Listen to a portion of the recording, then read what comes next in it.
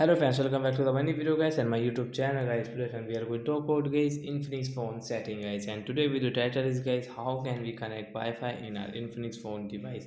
Friends, you want to connect Wi-Fi network in your Infinix phone device, so how can you connect to the friends? I will show you, I will tell you guys.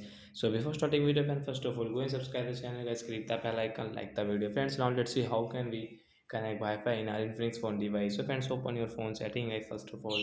After on phone setting guys, so first of all, guys, we will on our Wi-Fi setting, guys. After on Wi-Fi, guys, you can on and off, guys, your Wi-Fi setting here. So first of all, guys, we will on it to connect our Wi-Fi network.